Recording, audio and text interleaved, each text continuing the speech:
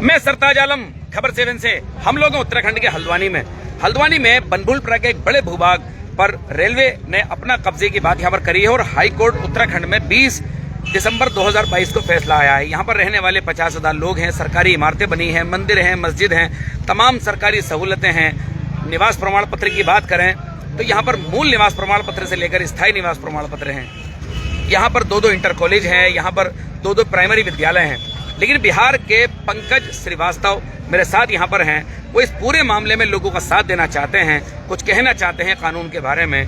Court का order, उसका सभी लोग सम्मान करते हैं। लोग सुप्रीम कोर्ट में खड़े हैं, यानी कि कल 5 जनवरी को सुप्रीम कोर्ट में यहाँ के लोग खड़े हैं।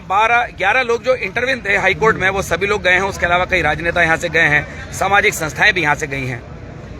पंकज श्रीवास्तव बिहार के आज यहाँ पर लोगों के बीच आए हैं। सोशल मीडिया में आपने उनकी खबरें और आपने उनकी तस्वीरें देखी होंगी, लेकिन इस समय वो लाइन नंबर 17 की सरजमीन पर मेरे साथ हैं।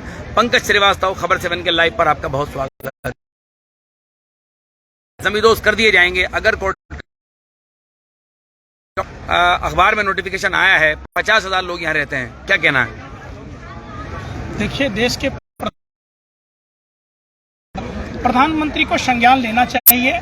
और प्रधानमंत्री चूंकि डबल इंजन की सरकार है और गुजरात, यहाँ जो उत्तराखंड में जो सरकार है वो भारतीय जनता पार्टी की सरकार है, केंद्र में भारतीय जनता पार्टी की सरकार है। हाई कोर्ट का बहाना देकर और सुप्रीम कोर्ट के फैसले का इंतजार न करवाकर सरकार चाहे तो इन जो ये जन समस्या है, कोई आज की समस्या नहीं है ये।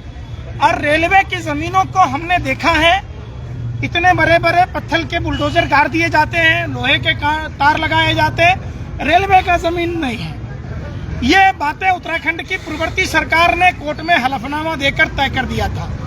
पहली बात, ये जमीनें यहाँ के रहने वाले लोगों की है, जो जमीनें सिर्फ जाति और धर्म के नाम पर छीनी जा रही है, क्योंकि यहाँ के लोगों ने भारतीय जनता पार्टी के उम्मीदवारों को वोट नहीं दिया था। ये सारा मसला, कहीं पर नजरें कहीं पर निगाहें, वो वाली बातें भाजपा के लोग करना बंद करें। पहला सवाल मैं पूछता हूँ भारतीय जनता पार्टी से, जी ये क्या है भाई? फॉर्म बी, लीज ऑफ नजूल लैंड फॉर बिल्डिंग पर्पज, ये पट्टा है। ये क्या है? ये हाउस टैक्स की रसीद है। ये क्या है? ये भी फॉर्म बी है, ये भी हाउस टैक्स की रसीद है। ये क्या है? Bank of Baroda. ये बैंक ऑफ बड़ौदा है, बिजली का ट्रांसफार्मर जी। और आप आइए, 2016 में हाई कोर्ट का हवाला देकर 29 एकड़ जमीन की बात की गई थी। हाँ। बाद में 78 एकड़ पर आ गई, 82 एकड़ पर आ रही, अब धीरे धीरे और भी आगे बढ़ेगा। पहला सवाल है कि कुछ TV channel, Navbharat times, Republic Bharat, ये जमीन जिहाद जो दिखा रहे, जो आसाम में हुआ, जो यहाँ हुआ, पता नहीं कहाँ कहाँ की खबरें दिख, तो ये दुर्गा मंदिर जमीन जिहाद का हिस्सा है? 50 साल पुराना या 70 साल पुराना शिव मंदिर क्या जमीन जिहाद का हिस्सा है? कैसे लोग हैं पत्रकारिता करते हैं? ये पत्रकार नहीं है, ये देश के आतंकवादी हैं। और ये लोग एक आतंकवादी से भी ज्यादा गए गुजरे हैं। सवाल यह नहीं है कि यहाँ मुस्लिम आबादी ज्यादा है, सवाल ये भी है कि आप मुस्लिम आबादी के नाम पर उन हिंदू आबादी और हिंदू मंदिरों का भी शोषण कर रहे हैं। सवाल है कि यहाँ के लोगों का गुनाह सिर्फ ये नहीं है कि ये मुसलमान है और जिसके कारण आप इनकी जमीनें छीन रहे हैं, इनका घर मकान छीन रहे हैं। सवाल यह पूछा जाता है कि यहाँ 8 से 10 मस्जिद, 2 से 3 इंटर स्तरीय जो स्कूल, प्राथमिक विद्यालय, तमाम जो सरकारी फंड से निर्माण हुआ, क्या वो लोग इतने बेवकूफ थे कि अतिक्रमण किए हुए जमीनों पर उनका निर्माण कराया, सड़क का निर्माण कराया, सीवर का निर्माण कराया, पानी की टंकी? क्या इन अधिकारियों को पता नहीं था? अगर पता था तो उन्होंने क्यों लगाया? उसी समय नहीं लगाया होता। आज अगर नहीं लगाया होता तो इन लोगों के साथ इतनी बड़ी भयावह स्थिति नहीं होती। ये सिर्फ और सिर्फ सब कुछ एक साजिश, षड्यंत्र प्रयोग का नतीजा है। और सरकार ये बहानेबाजी ना करे, हाई कोर्ट और सुप्रीम कोर्ट का हवाला ना दे। हमने भी बाबा साहब अम्बेडकर का संविधान पढ़ा है, हमने देखा है सरकार में ऑडियंस लोकसभा राज्यसभा में लाकर सुप्रीम कोर्ट के भी फैसले बदले जाते हैं। तो जब ये 50,000 की आबादी, जहां कोरोना के नया वेरिएंट आने वाला है, ठिठुरती ठंड में लोग अपने वजूद की लड़ाई लड़ रहे, तो प्रधानमंत्री जी से आग्रह है कि आप विशेष सत्र बुलाइए, लोकसभा राज्यसभा में आप ऑडियंस लाइए। ये काम भारतीय जनता पार्टी के गेंद पाले में है। ये जानबूझकर ऐसा बहाना किया। आपने दिल्ली में भी देखा होगा, दिल्ली में जिस लड़की के साथ रंजीकी हुई नए साल पर, भाजपा का नेता कार्यकर्ता मनोज मित्तल का नाम देश की किसी मीडिया ने नहीं बताया।